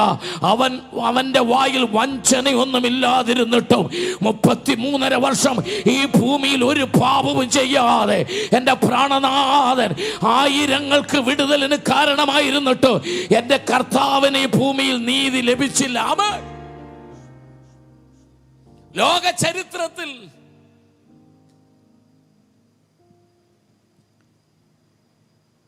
ഒരു നീതിന്യായ കോടതിയുടെ മുദ്രാവാക്യമുണ്ട്: 1000 കുറ്റവാളികൾ രക്ഷപ്പെട്ടാലും ഒരു നിരപരാധി ശിക്ഷിക്കപ്പെടരുത് എന്നൊരു മുദ്രാവാക്യം ജുഡീഷ്യറിക്കുണ്ട്. എന്നാൽ നിരപരാധികൾ ഇവിടെ ശിക്ഷിക്കപ്പെടുന്നുണ്ട് കോടതിയിൽ. എങ്ങനെ? ഉത്തരം, തെളിവുകൾ അവർക്കെതിരായി മാറിയതുകൊണ്ട്. ആമേൻ, കറക്റ്റ്. ഇവിടെ ചില നിരപരാധികൾ ശിക്ഷിക്കപ്പെടാൻ കാരണം തെളിവുകൾ അവർക്കെതിരായി മാറിയത് കൊണ്ടാണ് നിരപരാധികൾ ശിക്ഷിക്കപ്പെടുന്നത്. കോടതിക്ക് തെളിവ് മതി. എന്നാൽ ലോക ചരിത്രത്തിൽ ഇതുവരെ ഉണ്ടാകാത്തൊരു സംഭവമാണ് യേശു ക്രിസ്തുവിനും സംഭവിച്ചത്. എന്താ? തെളിവുകൾ മുഴുവൻ യേശുവിന് അനുകൂലമായിരുന്നിട്ടും, ആമേൻ, ഈ നീതിമാന്റെ രക്തത്തിൽ എനിക്ക് പങ്കില്ലെന്ന് ജുഡീഷ്യറി വരെ വെള്ളമെടുത്ത് കൈ കഴുകിയിട്ടു. ആമേൻ. ഹേരോദാവും കൈസറും അവന്റെ പേരിൽ കുറ്റമൊന്നും കണ്ടുപിടിക്കാൻ കഴിയാതിരുന്നിട്ടും, ആമേൻ, അന്നത്തെ യാഥാസ്ഥിക മതമായ യഹൂദ മതവും അന്നത്തെ പൈശാചിക കൂട്ടുകെട്ടും ചേർന്ന് എൻ്റെ പ്രാണനാഥനെ, ആമേൻ, ന്യായം ലംഘിക്കപ്പെട്ടു, നീതി ലംഘിക്കപ്പെട്ടു. എൻ്റെ കർത്താവ് ക്രൂശിതനായി. സ്തോത്രം. എൻ്റെ കർത്താവിനെ കാൽവറിയിൽ ഹല്ലേലൂയ തകർത്ത് കളയുവാൻ പിതാവിനും ഇഷ്ടമായിരുന്നു. സ്തോത്രം. ഇന്ന് രാത്രി ഞാനൊരു ദൂത് പറയാം. ഹല്ലേലൂയ. എൻ്റെ കർത്താവിനെ ആര് കൊന്നതല്ല, എൻ്റെ കർത്താവിനെ ആർക്കും കൊല്ലുവാനും കഴിയുകയില്ല. എന്നാൽ യേശുവിൻ്റെ കാൽവരി മരണം അത് പ്രവചനമായിരുന്നു, അത് ദൈവഹിതമായിരുന്നു. അതുകൊണ്ട് തന്നെ ആ ന്യായം മറിക്കപ്പെടുമ്പോൾ അതിനകത്തൊരു ദൈവഹിതം വെളിപ്പെടുകയും അത് നിമിത്തം മാനവരാശിയുടെ രക്ഷ. എന്താ ഞാൻ പറഞ്ഞു വരുന്നതിൻ്റെ അർത്ഥം എത്ര പേർക്ക് മനസ്സിലാകുന്ന എനിക്കറിയില്ല. ആമേൻ. ചിലപ്പോഴൊക്കെ നമ്മുടെ നീതി ആമേൻ മാറ്റപ്പെടുമ്പോൾ, നമ്മുടെ നീതി ആമേൻ ന്യായം മറിക്കപ്പെടുമ്പോൾ അതിനപ്പുറത്ത് ദൈവം എന്തോ നമ്മളിലൂടെ ഒരു വലിയ വിടുതൽ. ന്യായം മാറ്റപ്പെട്ടു, എൻ്റെ യേശുവിന് നീതി ലഭിച്ചില്ല. അങ്ങനെ യേശു നീതി ലഭിക്കാതെ യേശു ക്രൂശിക്കപ്പെട്ടപ്പോഴാണ് മാനവരാശി പാപത്തിന് പരിഹാരമായ ആ യാഗത്തിലൂടെ വീണ്ടെടുക്കപ്പെട്ടത് എന്നുള്ള സന്തോഷ വാർത്ത കൂടി ഇന്ന് രാത്രി കേൾക്കുമ്പോൾ ഇത് ഒന്നിച്ചു വേണം നമുക്ക് വായിക്കാൻ. ഇത് ഒന്നിച്ചു വേണം വായിക്കാൻ. ആമേൻ. ഹല്ലേലൂയ. ദൈവഹിത പ്രകാരമുള്ള കഷ്ടത, ദൈവഹിത പ്രകാരമുള്ള ദൈവത്തിൻ്റെ പദ്ധതി. സ്തോത്രം. മുൻപോട്ട് പോകാം. ആമേൻ. അവൻ എൻ്റെ വഴി കെട്ടി അടച്ചു. 19-ാം അധ്യായത്തിന് 8-ാമത്തെ വാക്യം. ആമേൻ. അതേ അധ്യായം തന്നെ 8-ാം വാക്യം. യെസ്. എനിക്ക് കടന്നുകൂടാതെ വണ്ണം അവൻ എൻ്റെ വഴി കെട്ടിയടച്ചു. മതി. വിദേശത്തോട്ട് പോകാൻ എല്ലാ പേപ്പറും ശരിയായതാ. ഉപവാസം എന്ന് പറഞ്ഞാൽ ഭയങ്കര ഉപവാസം. എന്നാൽ തക്ക സമയമായപ്പോൾ എന്തു ചെയ്തു? വഴി അടഞ്ഞു. ചോദ്യമല്ലേ? ചോദിച്ചില്ലേ? ഇവിടെ ഇരിക്കുന്നവരും ഇത് കേൾക്കുന്നവരൊക്കെ ചോദിച്ചിട്ടുണ്ടാകും, കർത്താവേ, ഇത്രയും പ്രാർത്ഥിക്കുന്ന എനിക്കെന്താ ഇത്രയും തടസ്സം? ഇത്രയും കാര്യങ്ങളൊക്കെ ചെയ്യുന്ന എനിക്കെന്താ ഇങ്ങനെ? ആ ചോദ്യത്തിനൊക്കെ മറുപടിയാണ് ഇന്ന് രാത്രി കേട്ടോണ്ടിരിക്കുന്നത്. ആമേൻ. 139-ാം സങ്കീർത്തനത്തിൽ 5-ാം വാക്യത്തിൽ ഒരു പദം, ഒരു സെന്റൻസ്, ഒരു 3 വാക്കുകൾ ഏർപ്പെടുന്നത്. അവൻ എൻ്റെ മുൻപും പിൻപും അടച്ചു. നിൽക്കുക എല്ലാവരും എന്നെ ശ്രദ്ധിച്ചാട്ടെ, ബൈബിൾ പിന്നെ ശ്രദ്ധിക്കാം. ആമേൻ. നീ മുൻപോട്ട് പോവുക, തമ്പുരാൻ മുൻപങ്ങ് അടച്ചു. ഫ്രണ്ട് അങ്ങ് അടച്ചു. ആമേൻ. കാരണം എന്താ? നീ ആ വഴിയെ മുൻപോട്ട് പോയാൽ ശരിയാകില്ല എന്ന് ദൈവത്തിനറിയാം. അതുകൊണ്ട് അടച്ചേ. എനിക്ക് ലാഭമാണെന്ന് തോന്നിയതും എനിക്ക് കൊള്ളാമെന്ന് തോന്നിയ ചില വാതിൽ ദൈവം അടയ്ക്കുമ്പോൾ ഓർത്തോണം, അത് കൊള്ളാമെന്ന് എനിക്കേ തോന്നിയുള്ളൂ. പക്ഷേ സകലവും അറിയുന്ന ദൈവത്തിന് അറിയാമായിരുന്നു ആ വഴി നീ മുൻപോട്ട് പോയാൽ നിനക്കത് ദോഷമാകുമെന്ന്. നമുക്കറിയത്തില്ലാത്തതുകൊണ്ടാണ്. നമുക്ക് കാര്യങ്ങളുടെ എല്ലാം നമ്മുടെ പരിമിതിയിലല്ലേ നമുക്കറിയുള്ളൂ. അതുകൊണ്ട് നമ്മൾ വിചാരിക്കും അതായിരുന്നു ബെസ്റ്റെന്ന്. ആമേൻ. അങ്ങനെ മുൻപോട്ട് പോകാനുള്ള വാതിൽ ദൈവം അടച്ചപ്പോൾ നമ്മളെല്ലാവരുടെ സ്വഭാവമാണ് മുമ്പോട്ട് പോകാൻ പറ്റത്തില്ല. അപ്പം വാതിൽ അങ്ങ് അടച്ചു. അപ്പം നമ്മൾ എങ്ങോട്ട് പോകും? പിന്നെ വേറെ രംഗമൊന്നുമില്ല, പുറകോട്ട് പോകും. അപ്പം നമ്മൾ തീരുമാനിച്ചു, എന്നാൽ ഇനി സഭയിലൊന്നും പോകുന്നില്ല, പിന്മാറ്റത്തിൽ പോയേക്കാം എന്ന് തീരുമാനിച്ചപ്പം തമ്പുരാൻ പിൻപും അടച്ചു. ആമേൻ. സ്തോത്രം. ഇനിയാണ് മൂന്നാമത്തെ കാര്യമാണ് എനിക്ക് ഏറ്റവും ഇഷ്ടപ്പെട്ടത്. വായിക്കാച്ചാ. മുൻപും പിൻപും അടച്ച് നിന്റെ കൈ എൻ്റെ മേൽ വെച്ചിരിക്കുന്നു. ഒന്ന് കൈയടിച്ചേ. തമ്പുരാൻ എന്ത് ചെയ്യുന്നറിയോ? അതാ എനിക്ക് ഏറ്റവും ഇഷ്ടപ്പെട്ടത്. കർത്താവ് മുൻപങ്ങ് അടച്ചു. ആമേൻ. എന്നിട്ട് പിൻപും അങ്ങ് അടച്ചു. അടച്ചിട്ട് നിന്നെ വിട്ടില്ല. നീ അവിടെ നിന്നുകൊണ്ട് എന്തെങ്കിലും കാണിക്കുമെന്ന് എൻ്റെ ദൈവത്തിനറിയാം. അത് ചെയ്യാതിരിക്കാൻ കൈയെടുത്ത് അന്നേരമാണ് ചിലർ മുമ്പും അടച്ചു പിമ്പും അടയ്ക്കുമ്പം വിഷം കുടിച്ചേക്കാം, ആത്മഹത്യ ചെയ്തേക്കാം, എന്നാൽ കെട്ടി ഞാൻ നേക്കാം, പാനെ തൂങ്ങാം എന്നൊക്കെ വിചാരിച്ച് വീട്ടിലുണ്ടായിരുന്ന നല്ല പാനും കൂടെ കളയും. ഇതെല്ലാം കർത്താവിന് അറിയാവുന്നതുകൊണ്ട് തമ്പുരാൻ തീരുമാനിച്ചു, ഇവനെ മുൻപ് അടച്ചു, ആ വിഷമം ഒന്ന്, പിൻപും അടച്ചു, രണ്ടും അടച്ചിട്ട് തമ്പുരാൻ അവിടെ വെച്ച് നിനക്കായി അങ്ങോട്ട് തലയിലോട്ട് വെച്ചു. ആ കൈയാണ് ഇന്ന് നമ്മുടെ അനുഗ്രഹമായി തീർന്നത്. എത്ര പേർക്ക് സന്തോഷമുണ്ട്? ദൈവത്തെ സ്തുതിച്ചാട്ടെ. മർക്കോസിന്റെ സുവിശേഷം 8-ാം അധ്യായത്തിൽ ഒരു കുരുടനെ കുറിച്ച് പറയുന്നുണ്ട്. ബെത്സയിദയിലെ കുരുടൻ. ബെത്സയിദയിലെ കുരുടൻ. ഈ കുരുടനെ ഒരു 4 പേര് കൂടി യേശുവിൻ്റെ അടുക്കൽ കൊണ്ടുവരികയാണ്. യേശുവിൻ്റെ അടുക്കൽ കൊണ്ടുവരിക. അപ്പം ഞാൻ ചോദിക്കുന്നത്, ഒന്ന് ബ്രദർ ആര്യന്ന്, ഒന്ന് ഞാൻ, പിന്നെ ഈ വാക്യം വായിച്ചുകൊണ്ടിരിക്കുന്ന ദൈവദാസൻ, ഒന്ന് ഈ കീബോർഡ് വായിച്ചുകൊണ്ടിരിക്കുന്ന ബ്രദർ, നമ്മൾ 4 പേരും കൂടെ ആ കുരുടനെ യേശുവിൻ്റെ അടുക്കൽ കൊണ്ടുവന്നെന്നിരിക്കട്ടെ. അപ്പം കുരുടന് കണ്ണ് കാണത്തില്ലല്ലോ.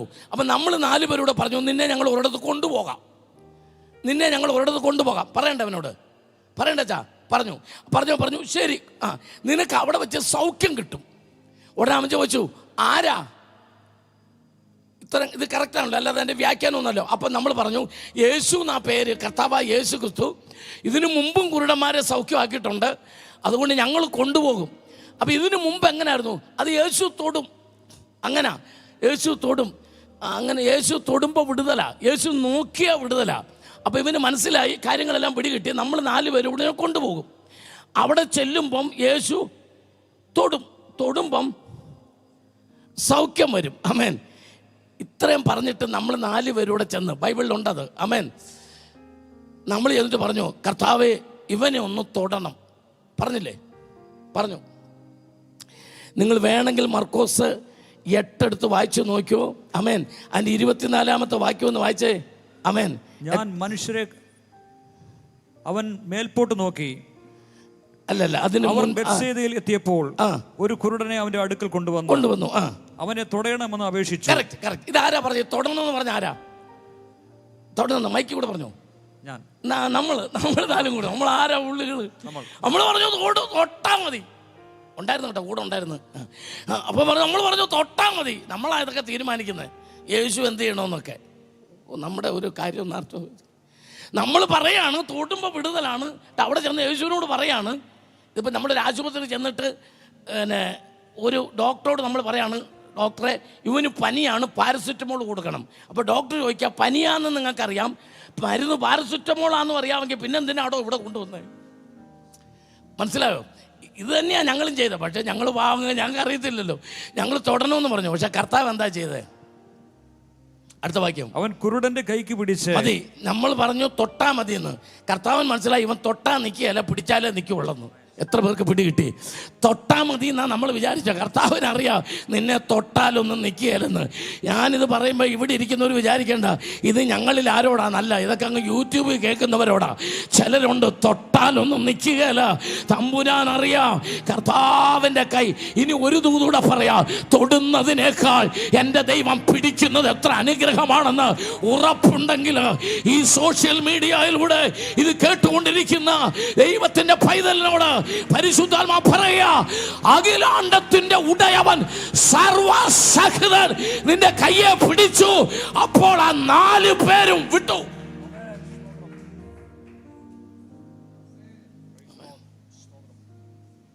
ആമേൻ. അപ്പോൾ അവനൊരു ചോദ്യം ചോദിക്കുന്നുണ്ട്, ആരാ? കുരുടൻ ചോദിക്കാം, കണ്ണ് കാണുമോ അവന്? ഇല്ലല്ലോ. ആമേൻ. അവൻ ചോദിച്ച ആരാ? യേശു പറഞ്ഞു, ഞാനാ, നസ്രേനായ യേശു. അവൻ ചോദിച്ചു, അവരെന്തിയേ? ആര്? അല്ല, നമ്മൾ 4 നമ്മളല്ലയോ പറഞ്ഞൊപ്പിച്ച് കൊണ്ടുവന്നേ. ഇപ്പോൾ തൊട്ടില്ല, സൗഖ്യമായിട്ടില്ല, യേശു കയറി പിടിച്ചിരിക്കാം. യേശു കയറി പിടിക്കാന്ന് നിങ്ങൾ വിചാരിക്കുന്നൊന്നല്ലോ, അതൊരു പിടിയാ. ഒരു പിടിയല്ല, 1.5 പിടിയാ. അത് പിടിച്ചിട്ടുണ്ടോ? ഇല്ലേ? പ്രാർത്ഥിച്ചോ? ഒന്ന് പിടിച്ചാൽ രക്ഷപ്പെട്ട്. യേശു ഒരൊറ്റ പിടിയാ പിടിച്ചിരിക്കുന്നത്. ആമേൻ. യേശു പിടിച്ചിരിക്കുക. അതാവൻ ചോദിച്ചു, ആരാ? ആരാ? പറഞ്ഞു, ഇത് നസ്രേനായ യേശുവാ. അവരെന്തിയേ? ഉത്തരം, ആമേൻ, കൃപയുള്ളവർ ആരാധിച്ചു, ഞാൻ പിടിച്ചു കഴിഞ്ഞാൽ പിന്നെ അവര് വേണ്ട. ആമേൻ. ഇതിനു മുമ്പ് പിടിച്ചവരല്ല ഇവിടെ അവസാനിക്കുകയാ. തമ്പുരാൻ പിടിച്ചാൽ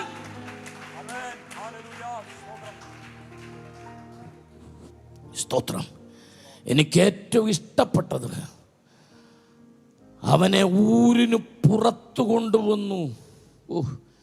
അതിൻ്റെ ഒന്നും വിഷയങ്ങളിലേക്ക് കടക്കുന്നില്ല. എന്നിട്ട് യേശു അവൻ്റെ കണ്ണിൽ തുപ്പി. കമോൺ ചാൻ എന്നെ തിരുവല്ലയിൽ എൻ്റെ വീട്ടിലോട്ട് ക്ഷണിച്ചു. ചാൻ വരുമല്ലോ. എൻ്റെ വീട്ടിൽ അച്ചാൻ വരുമ്പം പ്രൈസ് ദി ലോർഡ് എന്ന് പറഞ്ഞ് വീട്ടിനകത്തോട്ട് വിളിച്ച് കയറ്റിയിട്ട് ഒരൊറ്റ തുപ്പ് ഞാൻ തന്നാൽ, സത്യസന്ധമായിട്ട് പറ, ഞാൻ പിന്നെ അവിടെ നിൽക്കുമോ? എന്നെ കെ എബ്രഹാം എന്നുള്ള ആ പരിഗണനയിൽ, സ്നേഹത്തിൽ ചിലപ്പോൾ തിരിച്ചു തുപ്പിയില്ലെങ്കിലും എന്നോട് ഇത് വേണ്ടായിരുന്നു പാസ്റ്ററെ എന്നെങ്കിലും മനസ്സിലെങ്കിലും വിചാരിക്കും. അല്ല ബ്രദറെ? കറക്റ്റ് അല്ലേ? തുപ്പുക എന്ന് പറഞ്ഞാൽ ആരാ സഹിക്കുക?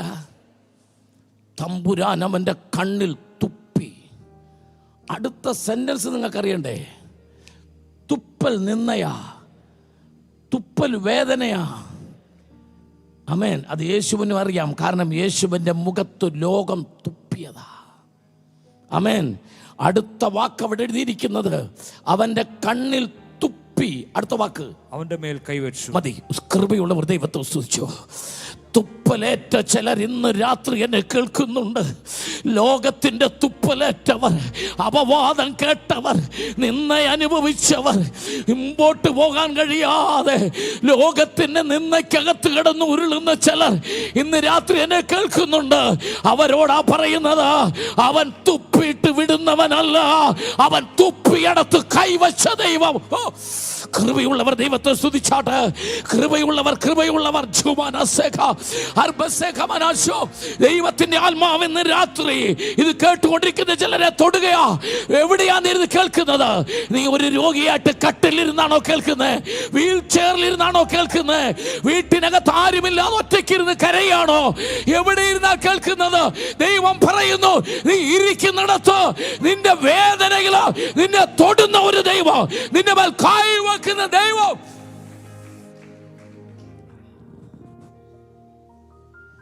അതാ ഞാൻ പറഞ്ഞത്. ആമേൻ. മുൻപും പിൻപും അടച്ചിട്ട്, വഴി അടച്ചിട്ട് നമ്മളെ വഴിയാധാരമാക്കുന്ന കുറേ ആര് ലോകത്തിലുണ്ട്. എൻ്റെ ദൈവം അങ്ങനല്ല. നമ്മൾ തീരുമാനിച്ച വഴി, സ്തോത്രം പറ, നമ്മൾ ചിന്തിച്ച വഴി അവൻ അടച്ചു. ആമേൻ. എന്നിട്ടവൻ ഒരു പുതിയ വഴി നമുക്ക് വേണ്ടി തുറക്കുകയാ. സന്തോഷത്തോടെ കർത്താവിനെ സ്തുതിച്ചാട്ടെ. ആമേൻ. അപ്പോസ്തല പ്രവൃത്തി 27-ാം അധ്യായത്തിൽ പൗലോസിനെ കൊണ്ട് യാത്ര ചെയ്ത കപ്പൽ എൻ്റെ ദൈവം തകർത്തു കളഞ്ഞു. അലക്സാണ്ട്രിയ, ആമേൻ, കപ്പൽ എന്നൊക്കെ പറഞ്ഞ അന്നത്തെ കാലത്തെ വമ്പൻ കപ്പലാ. പക്ഷെ തമ്പുരാൻ അത് ഈശാനമൂലൻ അടുപ്പിച്ച് താവൂട് പൊടിയാക്കി കളഞ്ഞു. ആമേൻ. പക്ഷെ ഈ മർമ്മം ആ കപ്പലിൽ യാത്ര ചെയ്ത എല്ലാവർക്കും അറിയില്ല. മാലുമിക്ക് അറിയില്ല, കപ്പിത്താൻ അറിയില്ല, കൂടെ യാത്ര ചെയ്യുന്ന 275 പേർക്കറിയില്ല. പക്ഷെ 276-ാമത്തെ ആളിനറിയാം. ആരാ? പൗലോസ് പറഞ്ഞു, ഈ കപ്പൽ തകരും, പക്ഷെ ഒരാൾക്കും ജീവഹാനി വരികയില്ല. ഓ, കൃപയുള്ളവർ ദൈവത്തെ സ്തുതിച്ചാട്ടെ. ഇനി അതിൻ്റെ ഒരു മർമ്മം മാത്രം പറഞ്ഞിട്ട് ഞാൻ വേഗത്തിൽ മുമ്പോട്ട് പോകാൻ സമയപരിധി ഉണ്ട്. ആമേൻ. നിങ്ങൾ ശ്രദ്ധിക്കണം, 28-ാം അധ്യായത്തിൽ അവർ മെലീത്ത എന്ന് പറയുന്ന ഒരു ദ്വീപിലാണ് എത്തുന്നത്. അതാണ് ഇന്നത്തെ മാൾട്ട. ഇന്ന് നമ്മൾ പറയുന്ന മാൾട്ട എന്ന് പറയുന്ന ദ്വീപാണത്. ആ ദ്വീപിലാണ് എത്തുന്നത്. അവിടെ ഭയങ്കര പാമ്പും പ്രശ്നവും ശല്യവും, ആമേൻ, ദുർശക്തികളും ഒക്കെ ഉള്ള നാടാണ്. പൗലോസിനെ ദൈവത്തിന് അവിടെ ഒന്ന് എത്തിക്കണം. പക്ഷെ പ്രശ്നം അവിടെ അല്ല. മാൾട്ടയിൽ തുറമുഖമില്ല. മാൾട്ടയിൽ അലക്സാണ്ട്രിയൻ കപ്പൽ നങ്കൂരമിടാനുള്ള ആഴമില്ല. പിന്നെ എങ്ങനെ എത്തും മാൾട്ടയിൽ? നീന്തിയേ എത്താൻ പറ്റൂ. ആമേൻ. അതുകൊണ്ട് തമ്പുരാൻ എന്ത് ചെയ്യുന്നറിയാമോ? കപ്പലങ്ങ് ഉടച്ച് എന്നിട്ട് പലക കഷണങ്ങളാക്കി അതേ പിടിച്ച് നീന്താൻ പറഞ്ഞു. ചിലപ്പോഴൊക്കെ നമുക്ക് ഇങ്ങനെ ഇടയ്ക്ക് ജീവിച്ചു പോകുമ്പോൾ തോന്നും ഞാനൊരു കപ്പലാന്നൊക്കെ അങ്ങ് തോന്നും. ചിലപ്പോഴൊക്കെ നമുക്ക് തോന്നും ഞാൻ ആരാന്നറിയാമോ? ഞാനാണ് കപ്പൽ, ഞാനാണ്. അന്നേരം തമ്പുരാൻ അതങ്ങ് ഉടച്ച് പലകയാക്കും ദൈവം. ആമേൻ. ദൈവത്തിൻ്റെ എന്തിനാണെന്നറിയാമോ? ഈ മാൾട്ടയിലെ ബർബരന്മാർ, ആമേൻ, എന്ന് പറഞ്ഞതിൻ്റെ അർത്ഥം തന്നെ അറിവില്ലാത്തവർ, വിദ്യാഭ്യാസമില്ലാത്തവർ, മറ്റു യവനന്മാരെ പോലെ യഹൂദന്മാരെ പോലെയും ഒത്തിരി സംസ്കാരമില്ലാത്തവർ. ഈ കൊട്ടാരക്കരയുടെ പരിസര ഗ്രാമങ്ങളിലൊക്കെ, ചില കോളനികളിലും ചില ഗ്രാമങ്ങളിലൊക്കെ ഒരു പക്ഷേ യേശുവിനെ അറിയാത്തവർ ഈ കേരളത്തിൽ, ഈ വടക്കേന്ത്യയില്, ബീഹാറില്, ഒറീസയില്, ജാർഖണ്ഡില്, ആമേൻ, അരുണാചലില്, ഉത്തരാഖണ്ഡിലൊക്കെ കിടപ്പുണ്ട്. അവരെയൊക്കെ ദൈവത്തിന്റെ ആത്മാവ് എൽ ശദായിലേക്ക് കൊണ്ടുവരാൻ തമ്പുരാൻ ചില കപ്പലുകളെ ഉടച്ച് അതിനെ പലകകളാക്കി മാറ്റും.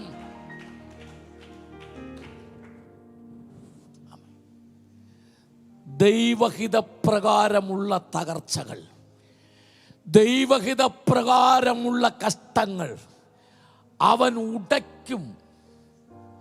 എന്നിട്ടവൻ വേറെ ചിലത് പണിയും. അവൻ മുറിക്കും, എന്നിട്ടവൻ മുറിവ് കെട്ടും. അവൻ ശാസിക്കും, അവൻ ശിക്ഷിക്കും, പക്ഷെ നിന്നെ നിരസിച്ച് കളയത്തില്ല. തള്ളിക്കളയാത്തൊരു ദൈവത്തെ ഇന്ന് രാത്രി ഒരു പ്രാവശ്യം കൂടെ സ്തുതിക്കൂ. പോകാം നമുക്ക്. ആമേൻ. നിങ്ങൾക്കറിയാമോ, ഒത്തിരി പറയാനുണ്ട്, സമയപരിധി കൊണ്ട് എനിക്ക് 7 ഒന്ന് തൊട്ട് പോകണമെന്നുള്ളത് കൊണ്ടാണ്. ആമേൻ. യോനായുടെ പുസ്തകം വായിക്കുക. യോനായെ അറിയാവുന്നവരൊന്ന് കൈപൊക്കിയാട്ടെ. യോന പഴയ നിയമത്തിൽ യോനായെ അറിയാവുന്നവരൊന്ന് കൈപൊക്കി കാണിച്ചാട്ടെ. യോനായെ എനിക്കറിയാം. മതി. നേരിട്ടറിയാൻ പറ്റുമല്ലോ. ഈ യോനായുടെ പ്രശ്നം ഇത്ര ഉള്ളായിരുന്നു. യോനായെ ദൈവം ഒരു ഇവാഞ്ചലിസ്റ്റായിട്ട് തിരഞ്ഞെടുത്തു. പുള്ളി ടൂറിസ്റ്റ് ആകാൻ തീരുമാനിച്ചു. ഇത്രേ ഉള്ളൂ, വേറെ പ്രശ്നമൊന്നുമില്ല. ഇവാഞ്ചലിസ്റ്റ് ടൂറിസ്റ്റ് ആകാൻ തീരുമാനിച്ചപ്പം കർത്താവ് ആ കപ്പലിൽ ഒരു കാറ്റ്, ചെറിയൊരു കാറ്റ്, അത്രേ ഉള്ളൂ. ആമേൻ. ഈ ചിലർക്ക് ഇവാഞ്ചലിസ്റ്റ് ആകുന്നതിനിടയ്ക്ക് ടൂറിസ്റ്റ് ആകണമെന്ന് തോന്നും. കൈയൊന്നും പൊക്കണ്ട, പ്രാർത്ഥിച്ചുകൊണ്ടിരുന്നാൽ മതി, കുഴപ്പമൊന്നുമില്ല. കുറച്ച് ദിവസത്തേക്ക് മീൻ വിഴുങ്ങും എന്നുള്ളതേ ഉള്ളൂ. പിന്നെ മീൻ ഛർദ്ദിച്ചിട്ടപ്പം ഈ ജോൺസൺ ആൻഡ് ജോൺസന്റെ ബേബി പൗഡറിൻ്റെ പുറത്തൊക്കെ ഒരു ഫോട്ടോ കാണുമല്ലോ, ഒരു ചെറിയ പിള്ളേരുടെ. അതുപോലെ ഒരു നിറമായിരുന്നു, അത്രേ ഉള്ളൂ. കാരണം ഈ പുറത്തെ തൊലിയൊക്കെ പോയിട്ട് ഒരു പിങ്ക് കളറിൽ. തന്നെയല്ല, ഈ ബൈബിൾ പഠിച്ചാലേ നമുക്കറിയത്തുള്ളൂ, ഈ നിനവേ എന്ന് പറയുന്ന സ്ഥലം കടൽ തീരം അല്ല. നിനവയിലോട്ട് അവൻ പിന്നെ 3 നാഴിക അല്ലേ അങ്ങോട്ട് അത്രയും ദൂരം നടന്നെന്ന. അപ്പോൾ ഏതാണ്ട് ഒരു തിരുവല്ല പോലെയോ കൊട്ടാരക്കര പോലെയോ ഒക്കെ ഉള്ള സ്ഥലമായിരിക്കും. കടലിച്ചിരി ദൂരെയാണ്. തന്നെയല്ല, ഈ യോനായെ വിഴുങ്ങുന്ന അത്രയും വലിപ്പമുള്ള മീനിന് ബീച്ചിൽ വരാൻ പറ്റുമോ? കടൽ തീരത്ത് വരാൻ പറ്റുമോ? പറ്റത്തില്ല. പുറംകടലിൽ കുറച്ച് ദൂരെ വരെ വരാൻ പറ്റുള്ളൂ. അത്രയും വലിയ മീനിന് തീരത്തെത്താൻ പറ്റില്ല. അതുകൊണ്ട് ഈ യോനായെ ശ്രദ്ധിക്കാൻ വേണ്ടി ഒരു പ്രാക്ടീസ് ചെയ്ത് വയറ്റിൽ നിന്ന് വായിലോട്ട് കൊണ്ടുവരും, പിന്നെ വയറ്റിലോട്ട് പോകും, പിന്നെ വായിലോട്ട് കൊണ്ടുവരും. കുറച്ച് കാരണം ശ്രദ്ധിക്കാനുള്ള പ്രാക്ടീസ് വേണമല്ലോ, ഒരു വാമപ്പ്.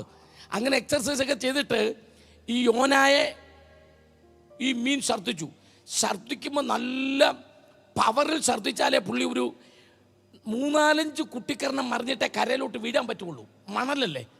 അപ്പോൾ ഈ 3 ദിവസം ഈ ആഹാരം കഴിക്കാതെ മീൻ്റെ വയറ്റിനകത്ത് കിടന്ന് മീൻ്റെ ദഹനരസം മുഴുവൻ, കാരണം തൊലിയെല്ലാം ഒരു പിങ്ക് കളറിൽ, ഞാൻ നേരത്തെ പറഞ്ഞല്ലോ, ഒരു ബേബി സ്റ്റൈലില് ഈ മണലി വന്ന് വീണ് എഴുന്നേറ്റ് നിന്നിട്ട് യോന പറഞ്ഞെന്നാണ്, സുവിശേഷ വേലയ്ക്ക് വേണ്ടി സമർപ്പിക്കുന്നു. സ്തോത്രം. ചിലർക്ക് ഈ പ്രവാചകന്മാരൊക്കെ തലേ കൈവച്ച് അവർ മനസ്സിൽ പറയും, ഇതൊക്കെ നമ്മൾ എത്ര കണ്ട്. അവരെയൊക്കെയാണ് ഇങ്ങനെ ഛർദ്ദിച്ചിട്ട് ഭംഗിയായിട്ട് ദൈവം കൈകാര്യം ചെയ്യും. കാരണം ദൈവത്തിന് നമ്മളെ വേണം, തള്ളിക്കളയാൻ പറ്റത്തില്ല. ആമേൻ. മാൾട്ട ദൈവത്തിന് വേണം, അവിടെയുള്ള ബർബരന്മാരെ വേണം, അവിടെ ഇവരെത്തണം. ഞാൻ എൻ്റെ അവസാന ഭാഗത്തേക്ക് വരാം. 19-ാം അധ്യായത്തിന് 9-ാമത്തെ വാക്യം വരുമ്പോൾ, കിരീടം നീക്കി എന്റെ തേജസ് അവൻ എന്റെ മേൽ നിന്ന് ഊരിയെടുത്തു, എന്റെ തലയിലെ കിരീടം നീക്കിക്കളഞ്ഞു. ആമേൻ. നിങ്ങൾ ഓർക്കണം, ആമേൻ, അധികാരമില്ലാത്ത അഭിഷക്തൻ. ദാവീദിന് ദൈവം കൊടുത്തത് രാജാഭിഷേകം. പക്ഷെ ചെങ്കോല് ശൗലിന്റെ കയ്യിലാ. അഭിഷേകമുള്ളവൻ കാട്ടില, അഭിഷേകം നഷ്ടപ്പെട്ടവൻ കൊട്ടാരത്തിലും. ആമേൻ. ഞാൻ ഇന്നൊരു ദൂത് പറയാം, ഇതൊക്കെ ഏറ്റെടുത്താൽ സന്തോഷം കേട്ടോ.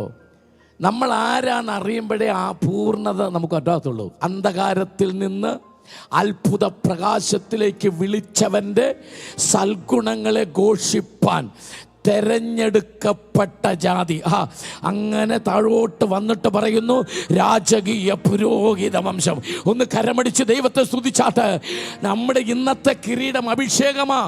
അഭിഷേകത്തിൻ്റെ കിരീടം തലയിൽ വയ്ക്കപ്പെട്ട കർത്താവിൻ്റെ മണവാട്ടി പദ അലങ്കാര വേദിയിലേക്ക് നമ്മളെ കൊണ്ടുപോകാൻ വേണ്ടി ഒരുക്കിക്കൊണ്ടിരിക്കുകയാ.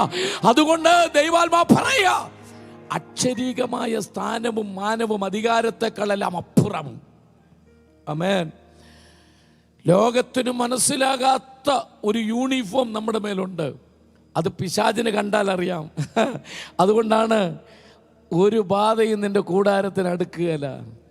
നിന്റെ വശത്ത് 1000 പേരും നിന്റെ വലതുവശത്ത് 10,000 പേരും വീഴും, എങ്കിലും നിന്നോട് അടുത്ത് വരികയില്ല. കാരണം എന്താ?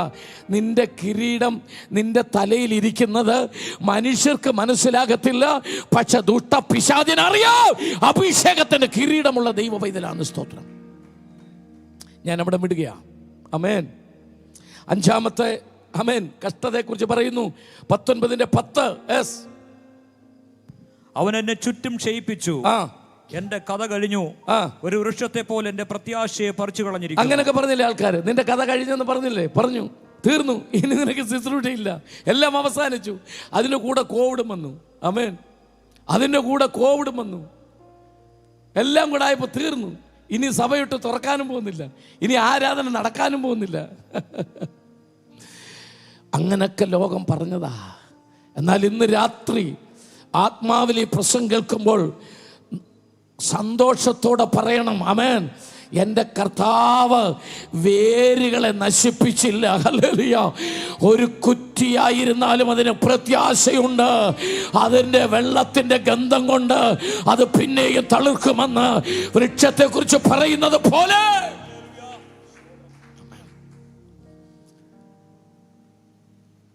ഇയ്യോബിനൊരു മടങ്ങി വരവുണ്ടെന്നൊരു പക്ഷെ പിശാച് പോലും വിചാരിച്ച് കാണുകയില്ല. ആമേൻ. സ്നേഹിതന്മാരൊന്നും വിചാരിച്ച് കാണുകയില്ല.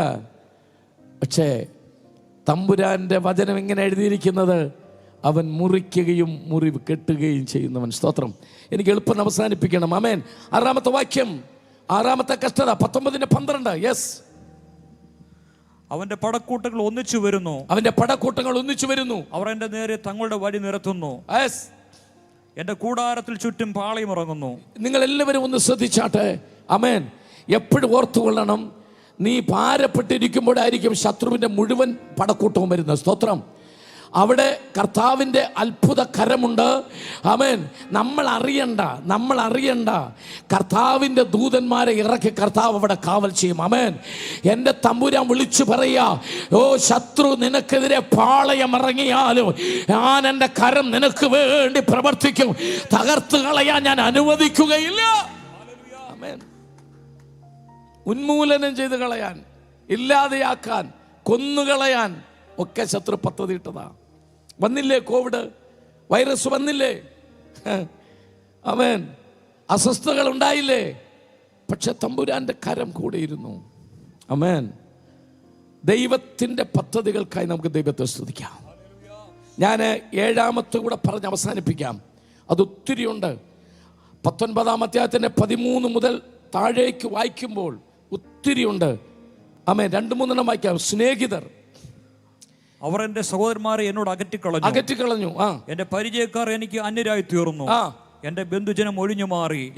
എന്റെ ഉറ്റ സ്നേഹിതന്മാർ എന്നെ മറന്നു കളഞ്ഞു. അതിനേക്കാളൊക്കെ ഭയങ്കരമായിട്ട് എനിക്ക് തോന്നിയത് 19-ാം അധ്യായത്തിന്റെ 17-ാമത്തെ വാക്യം ഒന്ന് വായിച്ചേ. എന്റെ ശ്വാസം എന്റെ ഭാര്യയ്ക്ക് അസഹ്യവും. എന്റെ ഭയങ്കരമായിരുന്നു. താൻ ഇങ്ങനെ പറഞ്ഞു വരിക, എന്റെ ശ്വാസം എന്റെ ഭാര്യയ്ക്ക് അസഹ്യമായിരുന്നു. എന്റെ ബന്ധുക്കൾ മാറിപ്പോയി, എന്റെ പരിചയക്കാർ. പിന്നെ കണ്ടപ്പോൾ ചോദിച്ചു, ഫോൺ മാറിയായിരുന്നോ? നമ്പര് മാറിയായിരുന്നോ? അതൊരു നമ്പരാ. ദീർഘവർഷങ്ങൾ, ദീർഘനാളുകൾ സ്നേഹിതരുടെ യാതൊരു സമ്പർക്കവുമില്ലാത്ത, ചിലപ്പോഴൊക്കെ ദൈവം നമ്മളെ അങ്ങനെ ആക്കും കേട്ടോ. എത്ര പേർക്ക് ഞാൻ പറയുന്നത് മനസ്സിലാകുന്നുണ്ട്? ഇത് കേട്ടുകൊണ്ടിരിക്കുന്നവരുടെ ജീവിതമാണ് ദൈവം സംസാരിക്കുന്നത്. പച്ച യാഥാർത്ഥ്യം. നീ പ്രതീക്ഷിച്ചവർ നിന്നെ ഒരുപക്ഷെ ഒരു സ്നേഹവാക്ക് പറയാൻ വിളിച്ചെന്ന് വരില്ല. നിന്റെ സഹോദരങ്ങൾ, ഒരു ഉദരത്തിൽ പിറന്നവർ പോലും ഒരുപക്ഷെ മാറി നിന്ന് നിഷ്പക്ഷമായിട്ട് അവർക്ക് ഒരുപക്ഷെ സഹായിക്കാൻ കഴിയില്ലായിരിക്കും. ഈ സാഹചര്യത്തിൽ ആമേൻ, ഇയ്യോബിന് എല്ലാവരും നഷ്ടപ്പെട്ടു പോയി.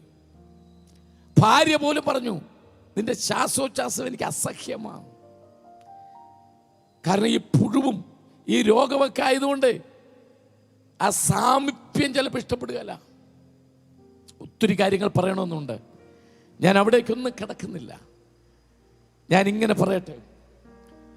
38-ാം അധ്യായത്തിലേക്ക് ഇയ്യോബിന്റെ പുസ്തകത്തിലേക്ക് വരുമ്പോൾ ഒരു വലിയ ചുഴലിക്കാറ്റിൽ ആമേൻ തൻ്റെ ജീവിതത്തിലെ നന്മ മുഴുവൻ നഷ്ടപ്പെട്ടത് ആമേൻ ചില കാറ്റും അനുബന്ധമായ ചില ശത്രുക്കളുമായിരുന്നെങ്കിൽ എൻ്റെ ദൈവം അതേപോലെ ഒരു ചുഴലിക്കാറ്റിൽ ഇതാ ദൈവം തിരിച്ചു വരികയാ. ആമേൻ. ഇയ്യോബിന്റെ ജീവിതത്തിൽ നഷ്ടപ്പെട്ടതെല്ലാം ഇരട്ടിയാക്കി മടക്കി കൊടുക്കുന്ന ഒരു സർവശക്തനായ ദൈവത്തെ ഇന്ന് രാത്രി നിങ്ങളുടെ മുമ്പിൽ പ്രസംഗിക്കുമ്പോൾ ഞാൻ അടിവരയിട്ടിട്ട് ആ പ്രസംഗത്തിന്റെ ആഴം വിളിച്ചു പറയട്ടെ. ദൈവഹിത പ്രകാരമുള്ള കഷ്ടങ്ങൾ, നഷ്ടങ്ങൾ, നിന്ദകൾ, പരിഹാസങ്ങൾ ഒക്കെ സംഭവിക്കുമ്പോൾ ഒരുപക്ഷെ ദൈവം അത് അനുവദിച്ചു കൊടുത്തെന്ന് വരാം. നമ്മുടെ ജീവിതത്തിൽ വലിയ മാറ്റങ്ങൾക്ക് വേണ്ടി, നമ്മുടെ ജീവിതത്തിൽ ചില പാഠങ്ങൾക്ക് വേണ്ടി, നമ്മൾ മറ്റുള്ളവരെ ആശ്വസിപ്പിക്കുന്ന അനുഭവമുള്ളവരായി മാറേണ്ടതിന് വേണ്ടി ദൈവം അനുവദിച്ചു കൊടുത്ത ചില കഷ്ടങ്ങൾ. ക്രിസ്തീയ ജീവിതത്തിൽ നമ്മെ ചിലപ്പോഴൊക്കെ ചില കഷ്ടത്തിലൂടെ പോകാൻ ദൈവം അനുവദിക്കും. ആമേൻ. പക്ഷെ അതിനപ്പുറത്ത് നമ്മെ കൊണ്ട് ദൈവം എന്തൊക്കെയോ ചെയ്തെടുക്കുവാൻ ആഗ്രഹിക്കുന്നുണ്ട്. നമ്മിലൂടെ ചില ചെയ്തെടുക്കുവാൻ. ആമേൻ. 3.5 വർഷം കർമ്മേലിൽ ഏലിയാവിൻ്റെ ട്രെയിനിങ് ക്യാമ്പായിരുന്നു. എന്തിന്? 17-ാം അധ്യായത്തിൽ 1 രാജാക്കന്മാർ 17-ാം അധ്യായത്തിലെ ട്രെയിനിങ് ക്യാമ്പ് 18-ാം അധ്യായത്തിൽ കർമ്മേലിൽ നടക്കുന്ന വലിയ അത്ഭുതത്തിൻ്റെ ആരംഭമായിരുന്നു. സ്തോത്രം. ആമേൻ. ഞാൻ ഇങ്ങനെ പറഞ്ഞു നിർത്താം. കഴിഞ്ഞ 2.5 വർഷങ്ങൾ ലോക്ക്ഡൗണും അനുബന്ധമായ ഒത്തിരി നിയമങ്ങളും ഈ ലോകത്തിൽ അനേകരെ അല്പമല്ലാത്ത വേദനയിലൂടെ കഷ്ടതയിലൂടെയൊക്കെ കടന്നു പോകാൻ അനുവദിച്ചുവെങ്കിൽ എൻ്റെ ദൈവം അറിയാതെയല്ല. ആമേൻ. അതിനപ്പുറത്ത് ഇനിയുള്ള കോവിഡ് ആനന്തര സഭയുടെ ഉണർവിൻ്റെ വലിയ അത്ഭുതങ്ങൾ നമ്മുടെ കണ്ണുകൊണ്ട് കാണത്തക്ക വേണം. അതിൻ്റെ എല്ലാം മുൻപിൽ നമ്മളെ നിർത്തുവാൻ ഒരു വലിയ സൈന്യമായി ദൈവം നമ്മളെ പണിത് ഇറക്കി ദൈവത്തിൻ്റെ അത്ഭുത പ്രവർത്തിക്കായി ഉപയോഗിക്കാൻ പോകുന്നതിനാൽ ഞാൻ ദൈവത്തെ വാഴ്ത്തുകയാണ്. എൻ്റെ വാക്കിൽ ഞാൻ ഉപസംഹരിക്കട്ടെ. യാബോക്കിൽ യാക്കോബ് നിൽക്കുന്നു. ഒരു മുഴുരാത്രി പ്രാർത്ഥനയാണ്. ഒറ്റ അംഗങ്ങളില്ല, ദൈവവും യാക്കോബും മാത്രം. ഉൽപ്പത്തി പുസ്തകം 32-ാം അധ്യായത്തിന്റെ 24-ാമത്തെ വാക്യം, ഉഷസ്സു വരെ. ആമേ കറക്റ്റ്? ഉഷസ് വരെ. ദാറ്റ് മീൻസ് അതൊരു ഓൾ നൈറ്റ് പ്രയർ ആയിരുന്നല്ലേ. ദൈവവും യാക്കോബും തമ്മിലുള്ളൊരു മൽപ്പിടുത്തം. ആമേൻ. ഇപ്പോൾ യാക്കോബ് പറയാ, എനിക്ക് ലേയുണ്ട്, എനിക്ക് റാഹേലുണ്ട്, എനിക്ക് ആടുമാടുകളുണ്ട്, എനിക്ക് മക്കളുണ്ട്, എനിക്കെല്ലാം ഉണ്ട്. പക്ഷെ ഒന്നു മാത്രമില്ല. അതെന്താ? ഏശാവിൻ്റെ മുമ്പിൽ നിൽപ്പാനുള്ള പ്രാഗൽഭ്യം എനിക്കില്ല. ഞാൻ ഒരു ദൂത് നിങ്ങളോട് പറയാം. സമൂഹത്തിൻ്റെ മുമ്പിൽ, സ്നേഹിക്കുന്നവരുടെ മുമ്പിൽ നിൽക്കാനുള്ള പ്രാഗൽഭ്യമില്ലെങ്കിൽ കുറച്ച് പശു ഉണ്ടായിട്ട് എന്നാ കാര്യം? 2 ജൂവലറി ഉണ്ടായിട്ട് എന്നാ കാര്യം? ഇവിടെ നോക്കിയേ, യാക്കോബ് നിൽക്കുക, പുള്ളിക്ക് എല്ലാം ഉണ്ട്. പക്ഷെ ഏശാവിനെ നേരിടാനുള്ളൊരു ഭയം. ഇവിടെ എന്താ കർത്താവ് ചെയ്തെന്നറിയോ? That's A mystery. ആ മർമ്മം പറഞ്ഞു നിർത്താം. ഏശാവിനെ നേരിടാൻ ആർക്കാ പേടി? പറഞ്ഞു ദിവസനെ യാക്കോബിന്. യാക്കോബ് അങ്ങ് പോയാൽ പ്രശ്നം തീരുമല്ലോ. കർത്താവ് പറഞ്ഞു, ഏശാവിനെ നേരിടാൻ യാക്കോബിനല്ലേ പേടി? ഈ യാബോക്കിൽ വെച്ച് യാക്കോബിനെ കുഴിച്ചിടുന്നു, ഇസ്രായേൽ എഴുന്നേൽക്കുന്നു. നിങ്ങൾ ശ്രദ്ധിക്കണം, ഏശാവിൻ്റെ മുമ്പിൽ നിൽക്കാൻ യാക്കോബ് വേണ്ട, ഇസ്രായേൽ നിൽക്കും. എന്തുകൊണ്ട്? ഒറ്റ വാക്ക് പറഞ്ഞു നിർത്താം. ഇതാ എൻ്റെ പ്രസംഗം. ഇസഹാക്കിൻ്റെ മുമ്പിൽ ചെന്ന് ഞാൻ ഏശാവാണെന്ന് പറഞ്ഞതും ഇസഹാക്ക് യാക്കോബിനെ അനുഗ്രഹിച്ചതും 2 കൂട്ടമായി യാക്കോബ് തിരിച്ചു വന്നതും യാബോക്കും ഈ മുഴുരാത്രി പ്രാർത്ഥനയുമെല്ലാം എൻ്റെ ദൈവത്തിൻ്റെ പദ്ധതിയായിരുന്നു. സ്തോത്രം. കൃപയുള്ളവർ ദൈവത്തെ സ്തുതിച്ചാട്ടെ. ചിലപ്പോഴൊക്കെ എന്തുകൊണ്ട് ഇങ്ങനെയൊക്കെ സംഭവിച്ചു, എൻ്റെ ജീവിതത്തിൽ എന്ത് എന്ന് ചോദിക്കുന്നവർ ഈ സോഷ്യൽ മീഡിയയിലൂടെ, ഈ സൂമിനകത്തൂടെ, ഈ യൂട്യൂബിലൂടെ ശ്രദ്ധിക്കുന്നവരിൽ ചിലർ കണ്ടേക്കാം. വൈ എന്തുകൊണ്ട് എൻ്റെ ജീവിതത്തിൽ? ഒറ്റ ഉത്തരം, അവൻ മുറിക്കുന്നവനാണ്, മുറിവ് കെട്ടുന്നവനാണ്. അവൻ ശാസിക്കും, അവൻ ശിക്ഷിക്കും. പക്ഷെ നിന്നെ തകർത്ത് കളയാനല്ല, അതിലൂടെ നിന്നെ പണിതെടുക്കുവാൻ, നഷ്ടപ്പെട്ടതിൻ്റെ ഇരട്ടി നിനക്ക് മടക്കി തരാൻ, ശ്രേഷ്ഠനാക്കി മാറ്റുവാൻ. എല്ലാ കണ്ണുകളും അടയ്ക്കാം. ദൈവകരങ്ങളിലേക്ക് ഒരു നിമിഷം ഏൽപ്പിച്ചു കൊടുത്താട്ടെ. ജീവിതമെന്നും ശരിയായിട്ടില്ലയോ, ജീവിപ്പിക്കും കർത്തനേ വന്ന്, ജീവനും ശക്തിയും സ്നേഹവും തന്നെ ജീവിപ്പിച്ചിടണമേ. വന്ന് ജീവനും ശക്തിയും സ്നേഹവും തന്നെന്നെ ജീവിപ്പിച്ചിടണമേ. എന്നുള്ളിലെന്നും വസിച്ചിടുവാൻ സ്വർഗ മണ്ഡപം വിട്ടിറങ്ങി വന്ന ഉന്നതനാം തങ്ക പ്രാവേദി വന്നിൽ എന്നും അധിവസിക്കാൻ വന്ന ഉന്നതനാം തങ്ക പ്രാവേദി വന്നിൽ എന്നും അധിവസിക്കാൻ.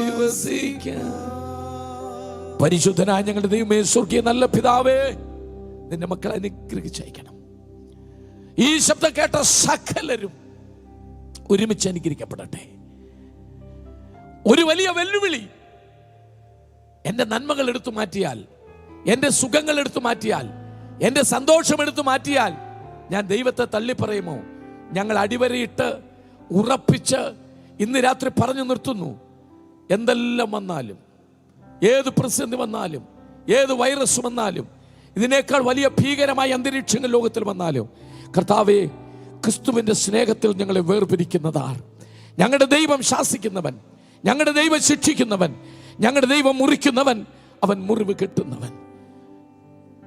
ഞങ്ങളെ സ്നേഹിക്കുന്ന കർത്താവിൻ്റെ പാദത്തിൽ എല്ലാ കഷ്ടതകളും, എല്ലാ പരിഹാസങ്ങളും, എല്ലാ പ്രതികൂലങ്ങളും വിശുദ്ധിയോടും വിശ്വസ്തയോടും നിൽക്കുന്ന ദൈവ പൈതലിന് ദൈവഹിതമാണെന്ന് തിരിച്ചറിഞ്ഞ് ഞങ്ങളുടെ മുൻപോട്ട് യാത്ര ചെയ്യുവാൻ സഹായിക്കണം.